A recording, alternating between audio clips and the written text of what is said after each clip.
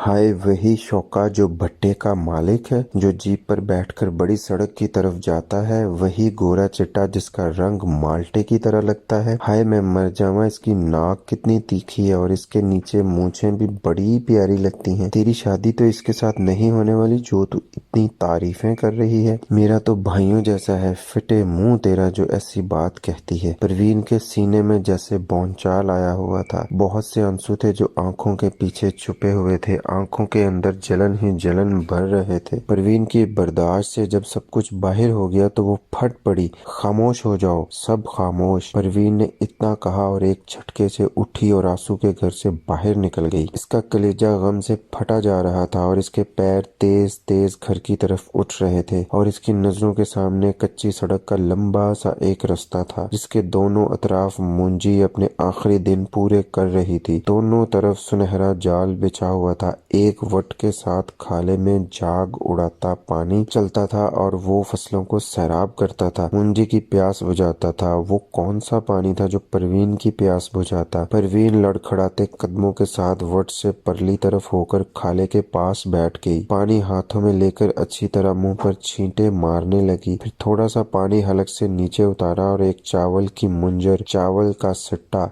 पानी की सतह पे तैरती हुई आ रही थी। परवीन ने इसे निकालकर झाड़ा और इसे मुंह में दबाते हुए घर की तरफ तेज तेज कदम उठाने लगी। हरे दानों से कच्चे चावल निकलकर इसके मुंह में घुलने लगे। वो अक्सर ऐसा करती थी और मुंह में घुलते चावल इसे स्वाद देते थे, मगर अब इन चावलों में जैसे कड़वाहट घुल गई थी। लड़कियों के फिक्रे इसके कानों में गूंज रहे थे। इसका मतलब है पूरे गांव में मेरे रिश्ते की बात फैल चुकी है। वो सोचने लगी, कोई बात है तो बात फैली है ना। इसके कदम और तेज तेज घर की तरफ उठने लगे। एक दफा तो इसके दिल में आ गई कि माँ के आगे जाकर रोना रोए कि इसे क्यों जीते जी मारा जा रहा है। पूरे गांव में इसके रिश्ते की बातें गर्दिश कर रही हैं, मगर फिर ये ख्याल इसने जहन से झटक दिया। वो ऐसा करना भी चाहती तो नहीं कर सकती थी। इसने पहले किसी को दिल की बात बताई थी जो अब बताती। वो बुलंद चौखट से अंदर दाखिल हुई। जन्नत बीबी मुर्गियों को डरबे से बाहर निकाल रही थी। बरगद के दरख्त में से चिड़ियों और दूसरे परिंदों की मध्यम बोलियां सुनाई दे रही थी। जो जो दोपहर होती थी इन बोलियों में भी धीमापन आ जाता है, जैसे ये परिंदे भी कैलुला करने के आदी हों। परवीन माँ से नजरें बचाकर ऊपर चली जाना चाहती थी, मगर जन्नत बीबी की नजर इस पर पड़ गई। पुत्र इतनी जल्दी आ गई, क्या सारी लड़कियां घरों को चली गई थी? जन्नत बीबी डरबे का लकड़ी वाला दरवाजा बंद करते हुए बोली। नहीं माँ, वो बस मेरी तबीयत कुछ ठीक नहीं है, परवीन ने जान छुड़ाने के लिए कहा। क्या फिर तेरे पेट में दर्द शुरू हो गया? जन्नत बीबी फिक्रमंद होते हुए बोली। हाँ माँ, परवीन पेट पकड़ते हुए बोली। अब के तेरे भाई शहर से आएंगे ना तो तुझे भी साथ ही भेज दूं। शहर में सकी बड़े डॉक्टर को दिखाएंगे तो इंशाल्लाह आराम आ जाएगा, रोज रोज का स्यापा खत्म हो जाएगा। परवीन ने कोई जवाब नहीं दिया और तेजी से सीढ़ियां चढ़ने लगी। कहाँ जा रही हो? माँ मैं कुछ देर आराम करना चाहती हूँ, तू नीचे ही लेट जा मेरे पास। नहीं माँ, मैं ऊपर ही ठीक हूँ, परवीन ने कहा और ऊपर चली गई। जन्नत बीबी हाथ घुमा के रह गई। कमरे में जाते ही परवीन ने दरवाजा बंद करके कुंडी चढ़ाई और पलंग के पाए के साथ लगकर बैठ गई। वो हिचकियों के साथ रोने लगी थी। हर हिचकी के साथ इसके जिस्म का रेशा रेशा भी हिलता था। इसका दिल चाह रहा था नबील इसके सामने हो तो वो इसके मुंह पर थप्पड़ मारती चली जाए और फिर इसके गले लगकर आंसुओं के दरिया बहा दे। नबील इसे चुप करवाना चाहे तो वो और फूट फूट कर रोने लगे। आंसू रोकना इसके इख्तियार से बाहर हो जाए। फिर नबील अपने होंठ इसकी आंखों पे रखकर सारे आंसू पी जाए। क्या कभी ऐसा होगा? क्या कभी ऐसा हो सकता है? वो सोचने लगी। शौके के साथ शादी की बातों ने इसे बहुत दुख पहुंचाया था। पहली दफा ऐसा हुआ था कि इसे नबील पे गुस्सा आ रहा था। इसने परवीन को ये कैसा रोह लगा दिया। 3-4 दिन इस गांव में रहकर वो इसे क्या से क्या बना गया था। ना वो जी रही थी ना वो मर रही थी। इंतजार भी कर रही थी तो किसी का, ख्वाबों का, ख्यालों का। हकीकत तो इससे बहुत दूर थी, इतनी दूर जितना वहाँ से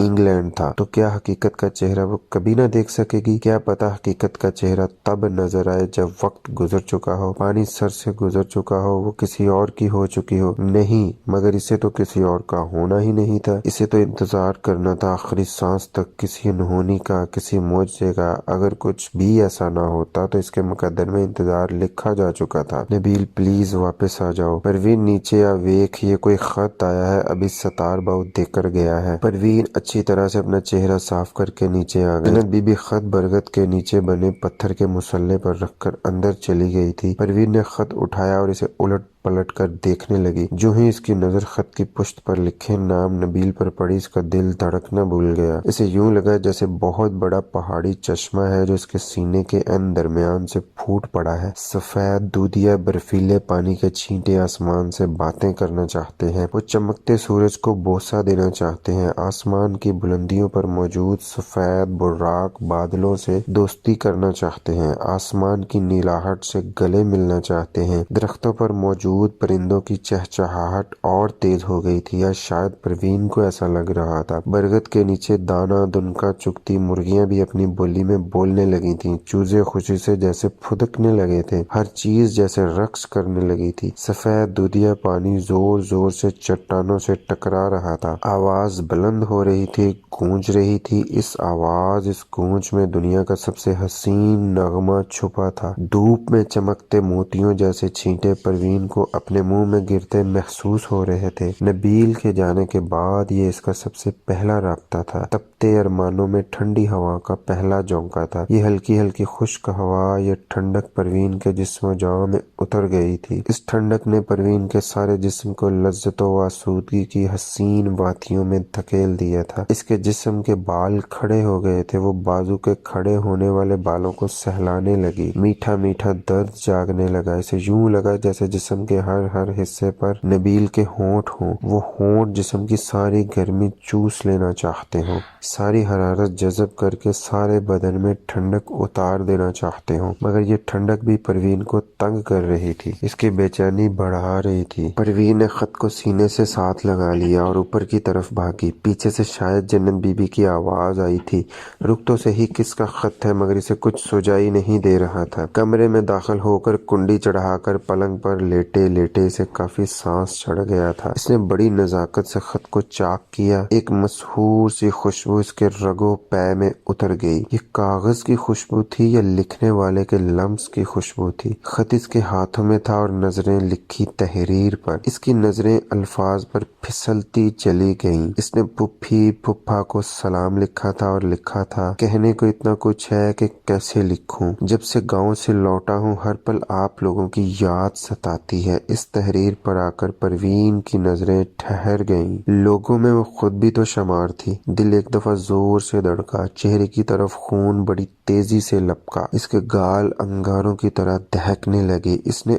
और लिखा था, अगर मैं गांव ना आया तो कभी ना जान सकता कि दुनिया में इतने प्यार करने वाले लोग भी बसते हैं। वो जुमला दोहराने लगी, फिर इसकी नजरें आगे फिसलने लगी। फिर इसने लिखा था कि अब जब मैं गांव आऊंगा तो बहुत दिन रहूंगा। मुझे शामदीन का मेला भी तो देखने जाना है। तो नबील गांव आएगा? हाँ, इसे आना होगा। इसे मेरे लिए गांव आना होगा। जब आगे परवीन का जिक्र आया तो परवीन की आंखों में आंसू लरसने लगे। नबील ने इसका हाल पूछा था और कहा था कि परवीन के पेट का दर्द अब कैसा है। आंसू परवीन की आंखों से ढलक रहे थे और वो हंस रही थी। इसने इसके पेट के दर्द का हाल जो पूछा था वो इतना हंसी कि इसे सचमुच पेट में दर्द होने लगा। और फिर नबील ने परवीन की पढ़ाई के मुतालिक लिखा था और लिखा था कि तालीम इंसान को बहुत कुछ देती है। आखिर में इसने लिखा था कि मैं पहली फुर्सत में गांव जरूर चक्कर लगाऊंगा। और इसने ये भी लिखा था कि मुझे खत जरूर लिखें। परवीन का वजूद जैसे हवाओं में ऊपर ही ऊपर उड़ता जा रहा था, दूर टाहली के बूटों से परे पक्की सड़क की तरफ जिधर से नबील ने आना था। इंतजार करती आंखों में कामयाबी के जुगनू टमटमाने लगे थे। इसे अपना गम, अपनी परेशानी छुपाने की आदत थी। वो किसी को भी पेट की बात नहीं बताती थी। आसिया इसकी सबसे पक्की सहेली थी। इसने इसे भी अपने ऊपर बीतने वाले शब रोज की कयामत के बारे में कभी नहीं बताया था। इसे सब्र के फल की पहली किस्त पहुंच गई थी। अब वो बदली हुई परवीन थी। पहले वाली परवीन हंसने वाली, हंसाने वाली, हर वक्त चेहरे पर मुस्कुराहट सजाए रखने वाली परवीन। नबील के एक खत ने इसकी सारी परेशानी को हवा की तरह उड़ा दिया था और आस के चिराग रोशन किए थे। परवीन, मैं एक बात तुमसे करना चाहता हूँ। इससे पहले मैं किसी से भी नहीं कर सका। कुछ अरसा हुआ है मुझ में बड़ी अजीबो गरीब तब्दीली रूनमा हो रही है, जिसे मैं शिद्दत से महसूस कर रहा हूँ। इंग्लैंड में मैं कुछ अरसे से बहुत उलझा उलझा और बुझा बुझा सा रहने लगा था। मुझे यूं लगने लगा था जैसे मैं किसी दूर दराज इलाके की भटकी हुई रूह हूँ जो गलती से रंगीनियों की तरफ निकल आई है, मगर जब से मैं गाँव आया हूँ मुझे यूं महसूस हो रहा है भटकी हुई रूह को मंजिल मिल गई है। मिट्टी से जुदा खमीर मिट्टी से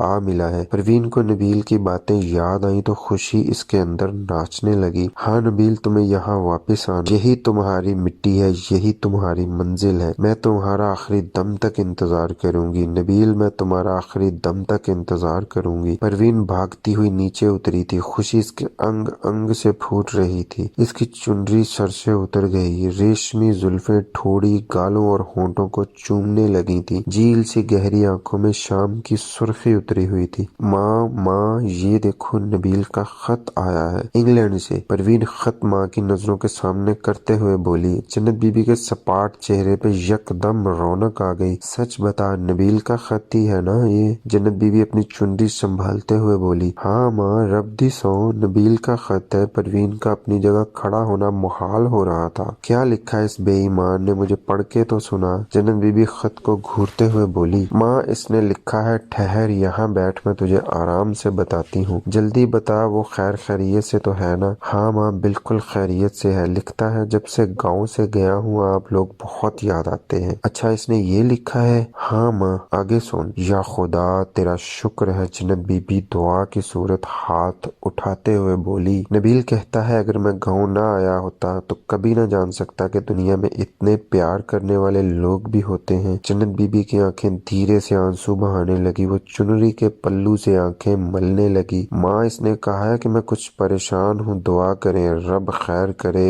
इसे इस उम्र में क्या परेशानी लग गई है? जन्नत बीबी फिक्रमंद होते हुए बोली। नहीं माँ, बस ऐसे ही लिखा है इसने कि दुआ करें हम लोग इसके लिए। इसने मियाँ जी, खैरदीन, चाचा दित्तू, चाचा बशीर, चाचा दीनू, सबको सलाम लिखा है और चाचा हयात को खास तौर पर बहुत बहुत सलाम लिखा है। और लिखा है कि मैं बहुत जल्द गाँव आऊंगा और फिर बहुत दिन रहूंगा और शाहमदीन का मेला भी देखने जाऊंगा। और क्या लिखा है इसने? जन्नत बीबी बरसती आंखों से मुस्कुराते हुए बोली। और लिखा है कि मैं पहली फुर्सत में गाँव का चक्कर लगाऊंगा। परवीन अपना जिक्र जानबूझकर गोल कर गई थी। ये चोर की दाढ़ी में तिनके वाला मामला था। परवीन ने खत को लपेटा और माँ की नजरों से बचाकर सीने में उड़स लिया। किधर जा रही है? जन्नत बीबी ने बाहर को जाती परवीन से पूछा। माँ, मैं आंसू की तरफ जा रही हूँ। खदीजा को इसके घर छोड़ना है ना मैंने। वो क्यों, वो खुद घर नहीं जा सकती? जन्नत बीबी ने नॉर्मल लहजे में कहा। नहीं माँ, चाची सदीका ने कहा था तू इसे खुद घर छोड़कर जाना। तो तू इसे घर से भी लेने गई थी? हाँ माँ, आंसू ने मुझे वहाँ भेजा था खदीजा को लेने के लिए। अच्छा जा, पर शाम पड़ने से पहले घर आ जाना। अच्छा माँ। परवीन ने हाँक लगाई और जवान हिरनी की तरह चौकड़ियां भरते हुए गांव के शुमाल की तरफ हो ली। ये सारा गांव शुमाल और मशरिक में आबाद था। ये छोटी छोटी गलियों का एक गौरिख धंधा था। यहाँ बैरूनी दरवाजों पर बैठी बड़ी बूढ़ियां थीं जो आमने सामने बैठकर आपस में बातें करती थीं। किसी की गोद में पोता था तो किसी की गोद में नवासा। किसी बच्चे की नाक बह रही थी तो कोई पैसों के लिए रो रहा था। किसी को माँ ने मारा था तो कोई दादी की गोद में लेटकर अपना गम गलत कर रहा था। कच्ची गलियों में मुर्गियों की टोलियां भागती फिर रही थीं। गलियों के किनारों पे गंदी नालियां रवानी से बहती थीं। इन नालियों में डूबते सूरज की किरणें सिमटती थीं। एक घर के बाहर बनी हुई थड़ी पे काले रंग का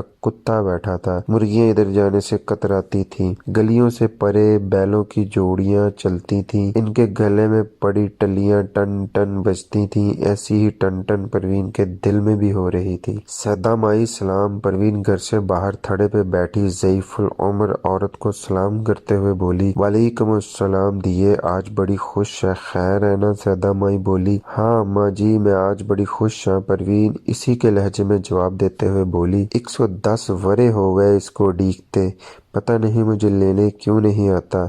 सैदा माई की उम्र 100 साल से ऊपर थी। वो हर मिलने वाले से पहला सवाल यही करती थी, अम्मा जी तुसी ऐसी गल क्यों कर दे हो, रब ने चाहा तो आपकी उम्र बड़ी लंबी होगी। परवीन ने माई को छेड़ने के लिए कहा, ना ना पुत मैनू बददुआ ना दे, जिंदगी हंडाते हंडाते थक गई हूँ। सैदा माई की नीली आंखों में पानी उतर आया। अम्मा जी भला कोई जिंदगी से भी उकताता है, जिंदगी तो बड़ी प्यारी चीज है। हाँ पुत बड़ी प्यारी चीज है, अगर मेचे की हो तो। अब तो बूढ़ी आंखें भी थक गई हैं इस जिंदगी को वेख वेख के। पुत जिंदगी का मजा तो तब है जब जवानी हो। अम्मा आपने जवानी देखी है? परवीन जैसे हैरान होते हुए बोली। ले दस। सैदा माई खिलखिला के हंसी। इसके पोपले होंठ अजीब अंदाज में हिलने लगे। इसके मुंह में कोई दांत नहीं था। पुत जवानी देखे बिना भला मैं इतनी बड़ी कैसे हो गई? अम्मा सच बताना जवानी कैसी होती है, मुझे तो कुछ पता नहीं है। पुत जवानी जैसी कोई शय नहीं। हाय ओ रब्बा, ये ऐसा मौसम होता है हर शय में से खुशबू फूटती है, आंखों में ऐसे ऐसे रंग उतरते हैं कि बंदा मदहोश हो जाता है। हर एक शय प्यारी नजर आने लगती है। दिल के अंदर बहुत अंदर कई तरह के प्यारे हरियाले मौसम आबाद हो जाते हैं। हौली हौली ठंडी हवाएं चलती हैं। इन हवाओं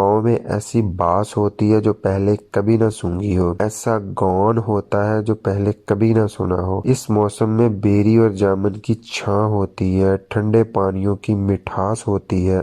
पुराने पीपल के अंदर होले होले सीटियां बजाती हवा की आवाजें होती हैं। परवीन हैरत से सैदा माई को देखे जा रही थी, जो इस वक्त यूं दिख रही थी जैसे फलसफे की उस्ताद हो, जैसे वो नफ्सियात के बारे में बहुत कुछ जानती हो। वो ज्यादा पढ़ी लिखी नहीं थी, मगर पता नहीं इसने जिंदगी से क्या दर्स लिया था कि वो बहुत बारीक बातें भी बड़े आराम से कर जाती थी। पुत बस सारी बात दिल के मौसम की है। क्या मतलब अम्मा? मैं आपकी बात नहीं समझी। पुत दिल का मौसम अच्छा हो तो कौवा बोलता भी अच्छा लगता है, कुत्ते का भौंकना भी दिल को भाता है, किसी की डांट डपट से भी दिल नहीं दुखता, किसी बड़े का समझाना भी मीठा और शेरनी जैसा लगता है, किसी बड़े का समझाना भी मीठा और शीरीनी जैसा लगता है।